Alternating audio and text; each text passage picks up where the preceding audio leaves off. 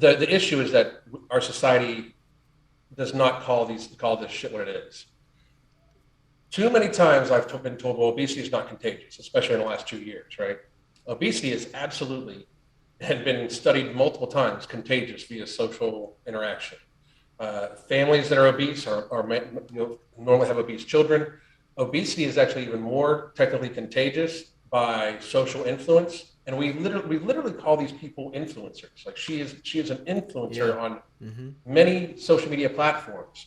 So what the fuck do people think she's influencing? She's influencing people to eat the way she eats, act the way she acts, dress the way she dresses, buy the products she buys, eat the food she eats in the way she eats it. And I mean, it's just not an argument that is actually plausible. You can't argue against it because we literally call them influencers. She is paid to present products and things like that to other people. I mean, I do sponsored ads myself because they think I'll influence people to purchase their items. It's reality. And I just think we've reached a stage where the social media platforms are about money, and they use their terms of service agreement more as a loose way of manipulating the audience to be able to push their ad revenue higher. For instance, like there's Lizzo, there's also like the mukbang channels, people that eat egregious amounts of food on YouTube. That is very clearly against the terms of service agreement of YouTube. Like 100%, it is binge eating behavior, it is self-harm. Watching a 400-pound person engorge themselves with pounds of food is self-harm. I would love to hear anybody argue differently. Because that's just it's not a realistic thing. And as a person with binge eating disorder, because I am a binge eater, like it is I have a hard time watching them because it like almost makes me want to binge. And I'm sure that does for many, many, many, many people that watch. It is eating disorder behavior. It is self-harm. It's against the terms of service agreement on almost every social media platform. But yet not only is it allowed on the platforms, it is highly, highly, highly in the suggested feed, and it is always monetized with multiple premium ads.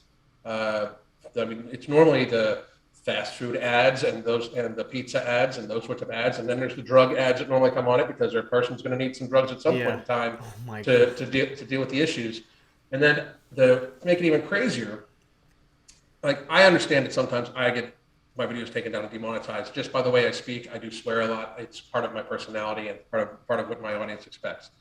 But when you see other people discuss how negative it is, and then you see their videos are massively suppressed and demonetized for speaking out against those things, when in fact the actual thing that's against their terms of service agreement is promoted and monetized and rewarded, I mean, it just makes it so it's very clear that the social media platforms are going to choose who's going to make them the most money. And that explains Lizzo. Like it's to watch people call these people queen and everything like that, and like people like her and Tess Holiday and this Nikado Avocado guy on YouTube and everything like that. Like watching these people eat themselves into ill health is tragic alone, yet alone the fact that it's promoted and their audience pushes them more towards it, and the platform they're on pushes them for it also.